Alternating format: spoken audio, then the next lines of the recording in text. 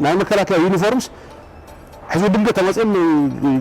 أنا هنا ستيل عيلم دهون كلهم ده هذا إن دبرة أون ميبالو أما يربو ناتشو هيرو يسجلولت يقوبدلولت دبرة أون يزح متعشان لفوت قل يلم دبرة أون للشيء ميقبل بنا مانوئل بنا دبرة أون يمرر بارتي قوم نجار نوروت هزبني الشجرة بلاتو ندكسوت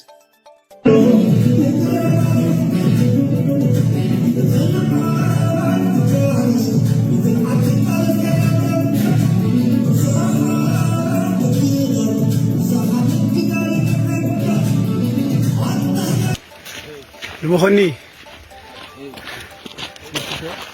هو دحفتي هو السعر من 4 سماويت بانديرا أنا 5 أي سام علان مناتو سماويت بانديرا إسكاسي كم يقدر كأخا نتهزبير تراسي مالت أنت يا أخا تبلو ذلا سماويت بانديرا هزبير تراس سماويت بانديرا كل الحلوري وايف اللي سماويت بانديرا حسكات تقولون على اللغاسي تهزب قبلك كما تحسب يبلكان حجي تا سماويت بانديرا ساملي بانديرا خا ابوتاتنا ناديتاتنا سلمنتاي تورد يوم قالس جمهور لا بانديرا مالتي بانديرا ملك زياس ناي فدريشنيا ناي ايرتراوያን አይኮነትን ከምዝሎ ዝብሉ ዝነብሩ አቦታትና ባዓሎም ዝመስከሩ ላ ባንዴራ ማለት ሕጂ ወላቲ ዝብሎ ዘሎ ወላሲ ደግሞ ዝኹሉ ሰባት አይኮኑ ሓሲቦም ካ ስለዘይ ዛረቦ ማለት ትሩኹስ መራሕዮም ካ ንሪዮ ለና ሓንሳብ ምስ ሓይልታት አምሓራ ሓንሳብ ምስ ሓይልታት ኦሮሞ ሓንሳብ ምስ ፈደራል ዋ ሰራዊት ኤርትራ ሓዋውሶ ኢና ንሪዮ እዚ ግን በናይ ዳቢስታም ዝሪዎ ነይሮም ንሶም መኒና أنا قدامي مسحات أمباسادر وقت نيرة أنا وش شدشت ورح 28 تنبدا بيصحفوا له أبوهم برا واحد الانترناشونال كوميونيتي لو جوتريش لعلم عبد هتدخل له ترامب كي ترفع ما أي إنجليز غير فلت أنا وزي دل كان أي فانل زخون لو كمان إكسبكت قبل زين آخر مسوا حتى إكزامبل نقول لك جون 10 سنة جون تنيرة ندردر تحت درادر ما أنا تولي عندنا من ليش نيرنا أول هالله مس ماي كامر أو رفلان هالله حدث حفر إني من أول باسانجو دردر عين قبول يزين بدورة يصيف له أنا فهمت أنا كنا دبلوماس حلفي كده هذا الخير لهم ما يجي دردر ينعملون إمارات أمريكا كينيا زمر هو أنا يجرزين زي ما هو ما كابتن من مسايد له خون خلي قال لي بيرسونال كور ما تبي بيرسونال كور ما كابز تفرق أنحي أنا بيرسونالي تحدث زورارو دقي ነው ይገለሉ ስልክ ደውለም ምሳኻና አዙን ሰዓት ዕድል ዝረኽቡ ሰዓት ታይክ ዝዛሩ ይሰምዕ ንግበ ታደሰ ፍሳሃ ጆን አዘለሉ መጨረሻን ፌደራል ይነረ ምርዳ ሕጉሳት ይም ነው አዲስ አበባ ተሰማሚሓ ተኸድሞ ኣብ መቐለ ያው ኮርን ወድ ኮርን ኮርን ልዕል ኮርን ዝበሃሉ ጉጉማን ጉጋት አለው ታይከም ታይ ዓቅሚ ከም ዘለዎም ፈትሾም አይፈልጥም ኣነ ይፈልጥ ምን ዓቅሚ የለም أو حيلم أو أحفرهم إنما شو يعني ثبتنا لنا يلم تحيهم بقى ثبتنا لنا بعرق الجزانا يلم زعوج إنما شو إنما شو كانوا تحيهم يسأل زجاجين قلعوا نجيزا يلبس تدقوا فيهم ترى لهم كان سلطان هو زول عوض يلم بس بتسوي كفلا يستقبلوا لهم ذات الله معرام مجمرة زول يجوا تدرس نيرهم معرام مجمرة نحزوله كانوا يدسوا كل ما جزء من حق قطري ፖለቲካው ሕማቅና ከአስተኻኺልና ዕሪና ተዋጊና ክንወልሰና ዝባል ክዋጉን ይኽእሉ ፖለቲካ ሕማቆም ክዕሪ ይኽእል ኒውክሌር ዝሓዘ ሓይሊ ደረጃና መርሖ ክስዕር ይኽእል ዝብል እምነት ኣለና ኣብ ገገሊ ፌደራል መንግስቲ ሴንሲቲቭ ኮይኑ ሓልየሉ ይኹን ፌደራል መንግስቲ ፌደራል መንግስቲ በዓል ስልጣንና ሕዝቢ ወዳኡ ክመፅእ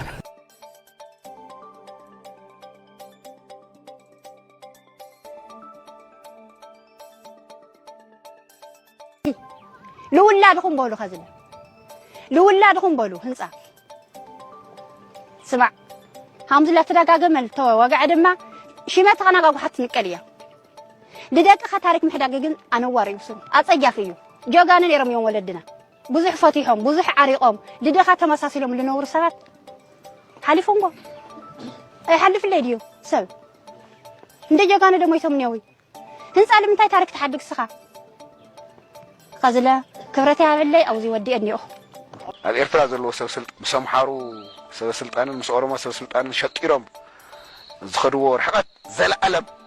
اب تاريخهم ዋጋ እንዳከፈሉ ነው ዋጋ እንዳከፈሉ ነው ካጅና أنا نهزي إيرترا مالتي بدنا أوري كنا نحاول من على البوليتيكا زرنا تاريخ زرنا حاولنا زرنا سراتي نتهزوي كنا نتم راحتن نعم من قد تختيلهم زخودوا إيرترا يعني نزل عالم بوليتيكالي ليغالي عند بحيله وزد يلون بحيلي درجة بدرجة واقع خفلية زي أنت زي غيرنا تجاري كنا زي عفنا طلع few moments later نعم كواوينا زلوا هزبي بتلين إيرتراويان سلام زدلي نا إرترا هزبن منجستن نسلام دوم مبال كنت تصلولينا جونوسايد نزقت الحيل خا كلهم جونوسايد قوم حيلتا تكاوينا زلو أمحرا يكون إرترا يكون أقوب يكون عفار أقوان هزب تقرأ يكونوا أقوان السراوز يكون خا بزقات أمزيو ملقتنا نحلف إنيا لإثيوبيا حزب بحر أنساسالتم إنيا إرترا حزب إثيوبيا بحر أيتقمم أنلم አንላችሁ ኢትዮጵያዊ ሊነቃ ይገባል እኔ እንደ አንድ ፖለቲካ ተናጋሪ ልላችሁ ምፈልገው አንድ ነገር አለ እኛ ባህር አብረን ለመጠቀም ተፈጥሯዊና ምድራዊ ግዴታችን ነው ኢትዮጵያ ባህር እንዳትጠቀምና ህዝብ እየማገደ ለመኖር የሚፈልገው ኢሳያስ ነው እና የኢሳያስ ደጋፊዎች ብቻ ናቸው ኤርትራ ግን በሰላም ከኢትዮጵያ ጋር አብረን ባህር እየተጠቀምን አብረን ሼር ያደረግን አብረን እያደግን አብረን እየሰራን ለዲቨሎፕመንት ለስራ ለኢኮኖሚ ሙቭ ማድረግ እንችላለን ይህንን ሰይጣን ከታገደ በኋላ ነው ይህንን ሰይጣን ካለበት ቦታ ከተነሳ በኋላ እንጂ የኤርትራ ህዝብ ባህር ኢትዮጵያ አትጠቀምም ኢትዮጵያ ባህር አይመለከታትም ያለ ኤርትራው የለም እኛ ከሁሉ በሰላም መኖር ነው የምንፈልገው ማንንም ኤርትራው ግን እኛ አንዋጋም ከዚህ በኋላ እኔ ከአማራ መዋጋት አልፈልግ ከትግራይ መዋጋት አልፈልግ ከኦሮሞ መዋጋት አልፈልግ ከማንም ጋራ መዋጋት አልፈልግም እኔ ከአሰብ የሚተልቅ ጠላት አለኝ ኢሳያስ የሚባል ጠላት አለኝ እኔ ንስኻ ይብለካለሁ ጆን ብላክ ካብ እስር ቤት ዝተዛረቦ ዘርግሕካ نهجدف شبتات هيبكا تي جنبلا كامناتكا متيو سزارو سزرجح خاوش تأسر بيت عبيت فردي نجنبلاك بزح تأجم يمسيلو أي نزنا جرز تفلت صبو غير كهم تفلت صبو غير كتفلت يا جن بقى دحان أيدو دفيرو موت يوم ستون كارو دفيرو موت يوم تمام هولان زلو هو زي بعلي كارو زبلو زلو حكي أيولون يوم الكاسرة تعمل رعاهم سوزر أو هولان زلو لكن كل شيء يفلت إذا نجر زي بسنكي عمنات كاس زرجحة يويل نبعلو يويل سب كم زقتله إيرو سزارو جنبلاك يويل جنبلاك خصصيرو لعلن تحتن قبل جميرو أبو هولان نزنا جرزقة ببيت سب عبت زلو ومليس كخيت وسخلو توعيلو ببيت سب كأني نيويل بجا خايلهم كأني دوابيلهم يويل كأبو زحت طلبات قريبي جنبلاك جورو زلو ده حرقنا أغول بسنكي زنات كان جنبلاك أبو سربيت سب كيريو تخل كيلو مدوال تخل كيلو بسنك نات كايز ولا كازلو بسنك زنات كا بوزحنا قراتي أوش تسربيت حقاتي مون جنبلاك أمود أتاخا بتليفون متعامل سانك كا يا دبدب تاي أسرد دخل كيو تاي جيرو أيردا كاني ما يسكها دبدب بالكا حس كام مسخ سلازي بسنكي أمناتي زرقحكو ناي جنبلاك أوش تسربيسي ولا حنت أيقات أمون دي هاقتول دلا أنت نعم باس نقولوا باتبو غيركم قالوا قام قالوا دي سلطة نخرج دوز بزي كاتقرنيا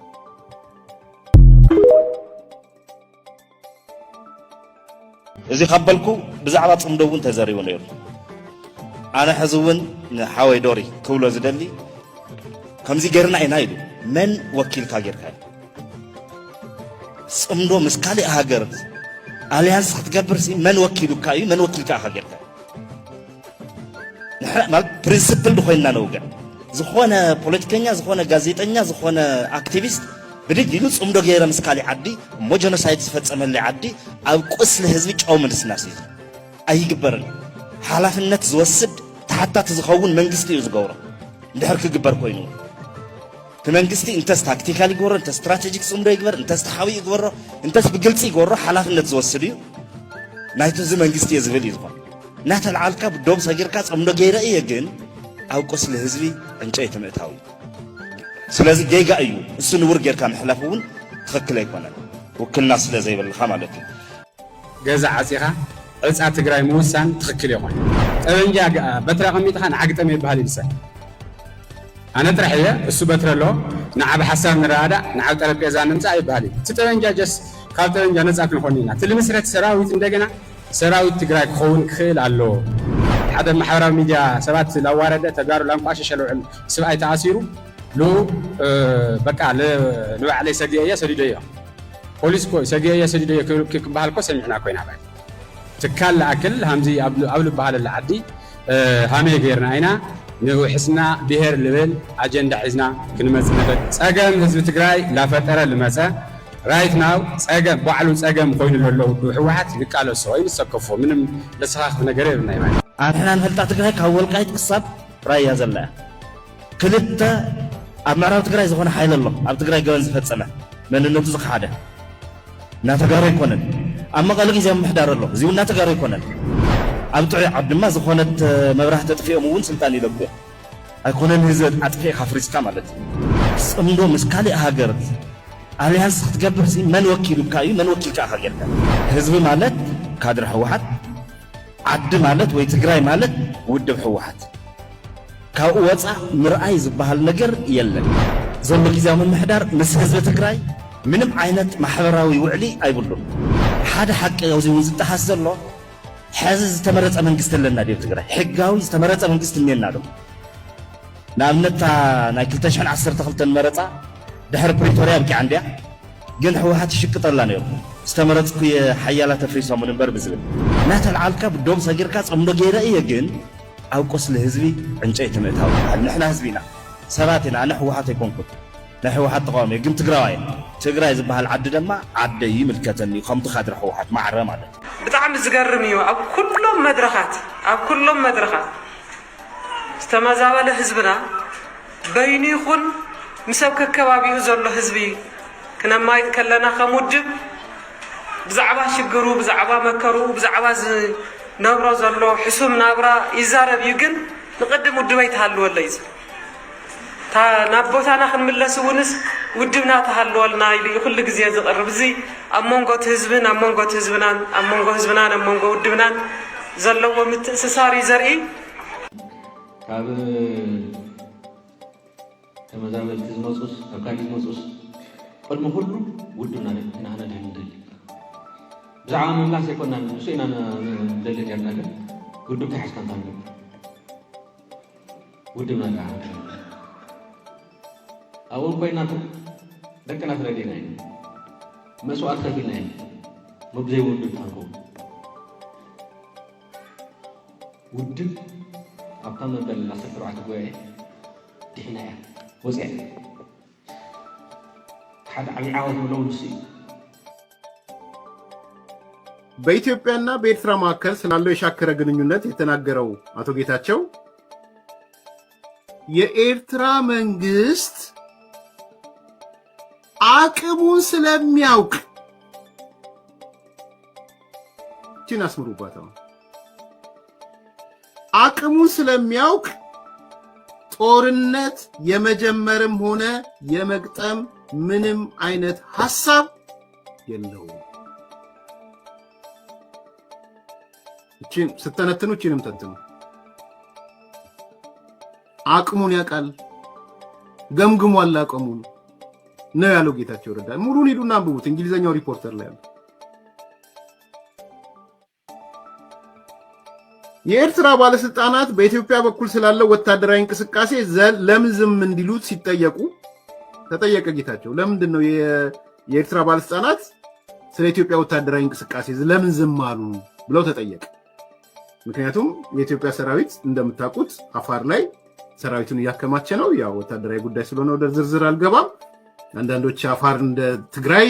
አፋር እንደ ምናምን ብላ አፋር ቀጣይ ወዳሚናት ምናምን ለምን እንደሚሉ አውቃለሁ። የጌታቸው አሰፋ ልጆች አፋር ቀጣይዋ ተረኛ ወዳሚዋ ምናምን እንደሚሉ ለምን እንደሚሉ በደንብ እናውቃለን። የኢትዮጵያ መከላከያ አንዱን እያከማቸ ያለው አፋር ላይ ነው። ተገቢም ስለሆነ ትክክልም ስለሆነ ለምን አብደዋል። አሁን ለምን አፋር ላይ ይከማቻሉ? ስለዚህ የተጠየቀው ጥያቄ ጌታቸው የኤርትራ ባለስልጣናት በኢትዮጵያ በኩል ስላለው ወታደራዊ እንቅስቃሴ ለምን ዝም አሉ ተብሎ ተጠየቀ። ደን የመለሰው መልስ ምንድነው? ይሄ ጌታቸው መልስ ነው፣ እኔ መልስ አይደለም። በደቡብ ትግራይ ያሉ አንዳንድ አካላት በእነሱ ምትክ እየሰሩላቸው ነው።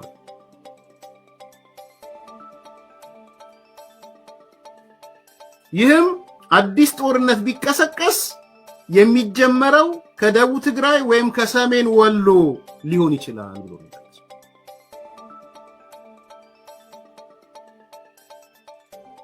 አያችሁ?